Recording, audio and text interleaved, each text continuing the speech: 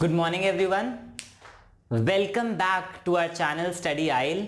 आज हम लोग जिस टॉपिक के बारे में बात करने वाले हैं that is from electricity, electric field and electric potential. This is a very very very important concept in this chapter of electricity. आइए समझते हैं कि क्या कॉन्सेप्ट है इलेक्ट्रिक फील्ड का और इलेक्ट्रिक पोटेंशियल का। देखिए, सबसे पहले हम बात करते हैं एक फील्ड होती क्या है। What is a field? अगर मैं आपसे पूछूं व्हाट इज अ फील्ड, क्या होती है?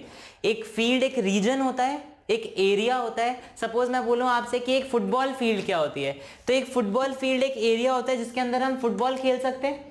एक क्रिकेट फील्ड क्या होती है? एक क्रिकेट फील्ड एक एरिया होता है जहां पे हम क्रिकेट खेल सकते हैं। फील्ड क्या है? एक रीजन, एक एरिया जिसके अंदर हम एक पर्टिकुलर एक्टिविटी कर सकते हैं, जिसके अंदर हमें एक पर्टिकुलर एक्टिविटी का इन्फ्लुएंस देखने को मिलता है।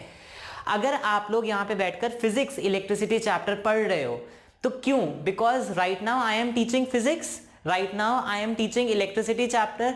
तो क्योंकि मेरी एक फील्ड है आपके आसपास इलेक्ट्रिसिटी की, इस वजह से आप क्या कर रहे हो, आप आसपास इलेक्ट्रिसिटी मतलब आप ये चैप्टर पढ़ पा रहे हो राइट नाउ। अगर कोई और इस टाइम पे इसको ज्वाइन कर लेता है, ये सेम चैनल देखता है, सेम वीडियो देखता है, तो वो भी क्या करेगा?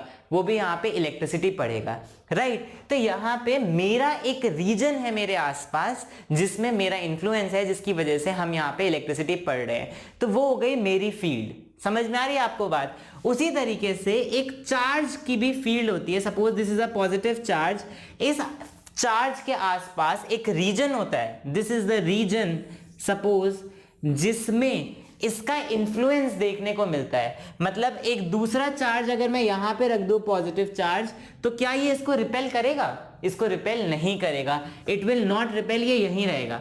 अगर मैं एक दूसरा चार्ज रख दूं, सपोज यहां पे एक नेगेटिव चार्ज रख दूं, तो क्या ये इसको अट्रैक्ट करेगा? नहीं करेगा अट्रैक्ट, क्योंकि इसका इन्फ्लुएंस सिर्फ और सिर्फ इस दायरे के अंदर है, जो मैंने बाउंड्री बनाई इस दायरे के अंदर, इस बाउंड्री के अंदर है। सपोज मैं इस चार्ज को यहां से यहां से यहां से यहां से यहां से यहां से यहां तक लेकर आता हूं, सपोज मैं इस चार्ज को इस फील्ड के अंदर लेकर आता हूं, तो जैसे ही मैं इसको इसके अंदर लेकर आऊंगा, इसके ऊपर एक क्या लगने लगेगी? एक रिपल्सिव फोर्स लगने लगेगी, जिससे ये इसको धक्का देगा। समझ आ रही है बात? अंडरस्टूड? ठीक है, तो बेसिकली ये इसको अट्रैक्ट करने का या इसको रिपेल करने का, सपोज ये नेगेटिव चार्ज यहां लेकर आता हूं तो ये इसको अट्रैक्ट करने स्टार्ट कर देगा। ये इसको अट्रैक्ट करने का या इसको रिपेल करने का काम किस दायरे में कर सकता है? जिस दायरे में कर सकता है उस दायरे को हम बोलते हैं this region is called electric field. Electric charge की वजह से है इसलिए इलेक्ट्रिक, और इसको हम क्या बोलते हैं? Electric field. अंडरस्टूड? यस और नो? क्लियर? बात समझ में आ गई? तो दिस रीजन जिसके अंदर इस चार्ज का इंफ्लुएंस देखने को मिलता है, उस रीजन को हम बोलते हैं electric field. Fine? Understood? Okay, अच्छा, अब मैं आपसे एक क्वेश्चन पूछता हूं। आई होप आपको फील्ड समझ में आ गया होगा। अभी हम किसी के भी यूनिट के बारे में बात नहीं कर रहे हैं, यूनिट हम सब कुछ एक साथ लेंगे, will take all units together. Okay, अब सपोज मैं आपसे बात करता हूं पोटेंशियल की। अगर मैं आपसे बात करता हूं आपका पोटेंशियल कितना है, तो हम अलग अलग टर्म्स में बात कर सकते हैं पोटेंशियल की। फॉर एग्जाम्पल अगर मैं बोलूं what is your potential to score marks in CBSE class 10th, right? तो आपका पोटेंशियल कितना है in terms of academics. What is your potential in terms of lifting weights, आपका पोटेंशियल कितना है वेट लिफ्ट करने में। What is your potential in terms of running, आप कितने किलोमीटर्स रन कर सकते हो। What is your potential in terms of swimming, what is your potential in terms of cooking. अलग अलग लोगों का अलग अलग चीजों में अलग अलग पोटेंशियल हो सकता है यार, मतलब पोटेंशियल मतलब काबिलियत। अब सपोज मैं आपसे एक क्वेश्चन पूछता हूं, सपोज यहां पे मैं बोलता हूं कि यहां पे एक स्कूल है, suppose this is a school, ठीक है, और यहां पे ये पूरा सिटी है, ठीक है, दिस इज सिटी।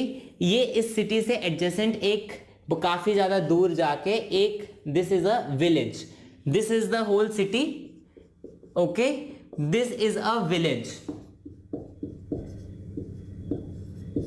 काफी ज्यादा दूर जाके, इससे काफी ज्यादा दूर जाके ये विलेज है। यहां पे एक स्कूल है, ओके, इस विलेज के बच्चे भी यहां पे पढ़ने आते हैं, इस सिटी के बच्चे भी यहां पे पढ़ने जाते हैं इन दिस स्कूल।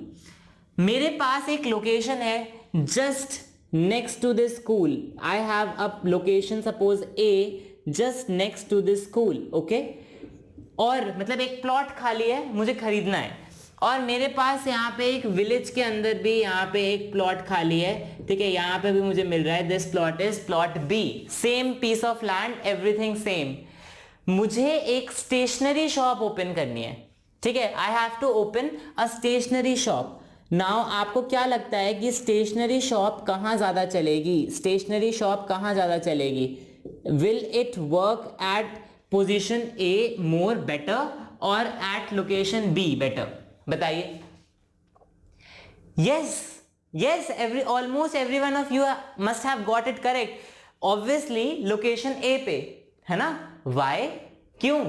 बिकॉज यहाँ स्कूल है, ये शहर है, लोग ज़्यादा पढ़ने जाते हैं यहाँ पर, जिसकी वजह से स्कूल वाले कुछ रिकमेंड करेंगे, कुछ बुक्स नोटबुक्स कुछ रिकमेंड करेंगे, वो चीज़ परचेज करनी पड़ेगी, तो सब लोग ऑलमोस्ट कहाँ से परचेज करेंगे? नियर बाय प्लेस से। कोई इतना दूर जाके गाँव के अंदर से परचेज करने की कोशिश नहीं करेगा, या जहाँ यहाँ पे इसकी डिमांड कम होगी, यहाँ पे डिमांड ज़्यादा होगी। तो पोटेंशियल किस प्लेस का ज्यादा है? ए प्लेस का ज्यादा है या बी प्लेस का ज्यादा है in terms of opening a stationery shop? Yes, you guessed it correct, the potential of place A. अब हम बात करते हैं कि मुझे एक सेम, मेरे पास दो लोकेशन है, मुझे एक फर्टिलाइजर शॉप ओपन करनी है, फर्टिलाइजर खाद वगैरह बेचना है, मुझे फर्टिलाइजर शॉप ओपन करनी है, फर्टिलाइजर शॉप ओपन करनी है। तो आपको क्या लगता है, लोकेशन ए ज्यादा बेटर रहेगी फर्टिलाइजर शॉप ओपन करने के लिए कि location B? Obviously location B. क्यों?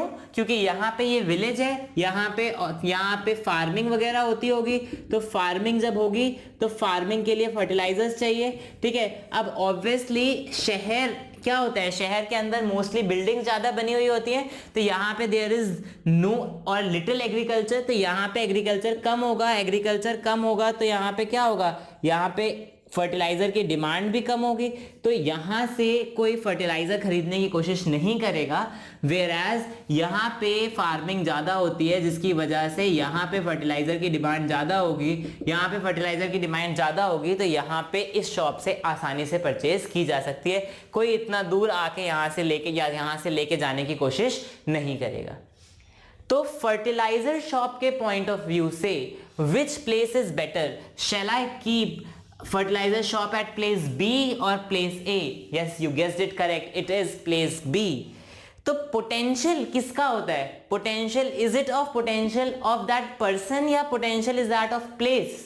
पोटेंशियल जगह का होता है, लोकेशन का होता है, या प्लेस का, मतलब प्लेस का होता है या फिर पर्सन का? तो यहाँ पे लोकेशन किसकी होती है, पोटेंशियल किसका होता है? लोकेशन का। अंडरस्टूड? समझ आई बात? Am I clear? ओके। अच्छा, अब दूसरी चीज क्या है कि यहां पे सपोज सपोज ये एक और प्लॉट है, प्लॉट सी, ठीक है, मैंने और एक पर्सन एक्स ने यहाँ पे शॉप ओपन की, दोनों ने स्टेशनरी की शॉप ओपन की।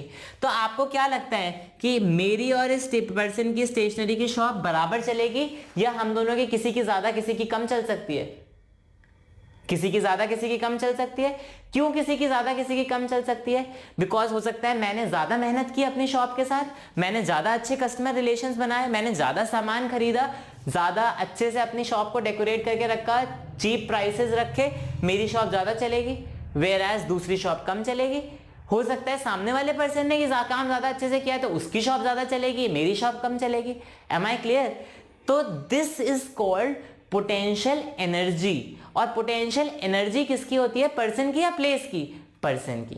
उसी तरीके से हम यहाँ पर, जिस तरीके से आपने अभी पोटेंशियल को समझा है, उसी तरीके से हम एक बार देखते हैं इलेक्ट्रिक पोटेंशियल क्या होता है। What is electric potential? तो यहाँ पे इलेक्ट्रिक पोटेंशियल की जब बात करते हैं, तो अगर डेफिनेशन के टर्म्स में हम बात करें, तो सपोज ये एक चार्ज रखा हुआ है, ठीक है, दिस इज अ चार्ज, इसके आसपास यहाँ पे इस चार्ज की वजह से फील्ड है, ठीक है, तो हम पोटेंशियल को डिफाइन कैसे करते हैं? पोटेंशियल को हम डिफाइन करते हैं the electric potential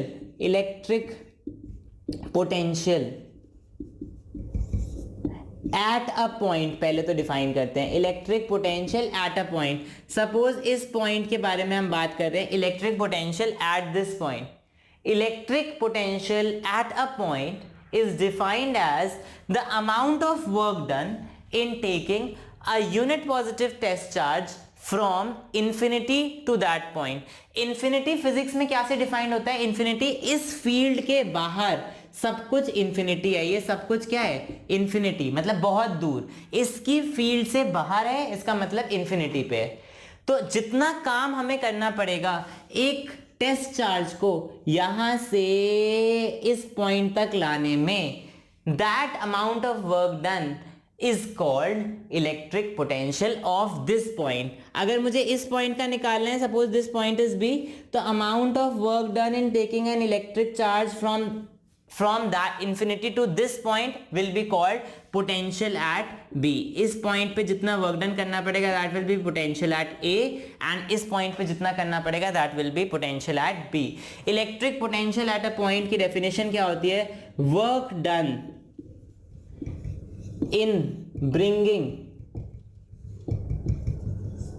a unit positive charge from infinity to that point upon the magnitude of charge।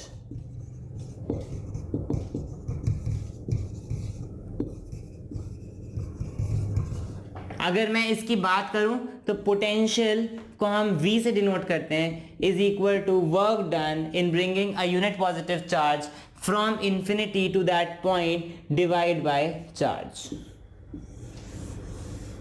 This is the formula for electric potential.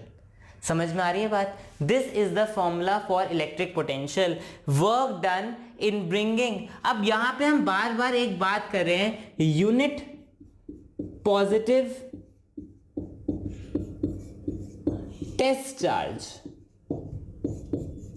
इसका क्या मतलब होता है?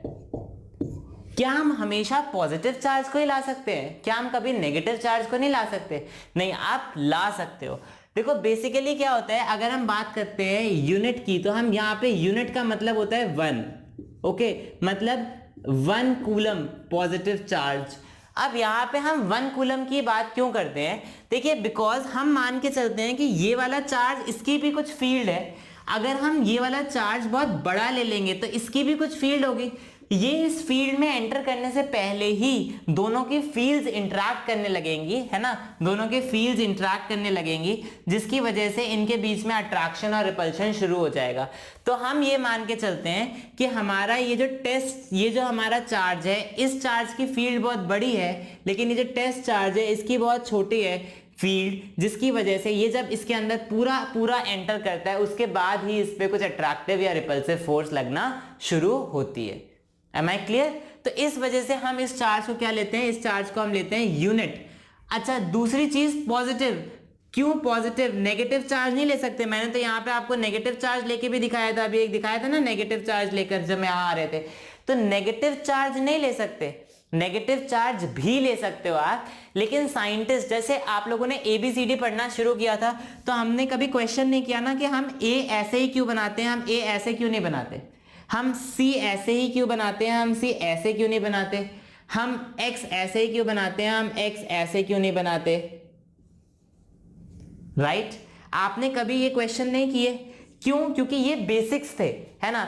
और जब जिन्होंने अल्फाबेट्स बनाए, जिन्होंने लैंग्वेज डेवलप की, उन्होंने A को ऐसे ही लिखा, इस वजह से हम आज A को ऐसे ही जानते हैं। उन्होंने C को ऐसे ही लिखा, इसलिए उन्होंने 26 अल्फाबेट्स ही दिए, इसलिए आज हम 26 अल्फाबेट्स ही जानते हैं, है ना। अंडरस्टूड दिस थिंग, यस और नो?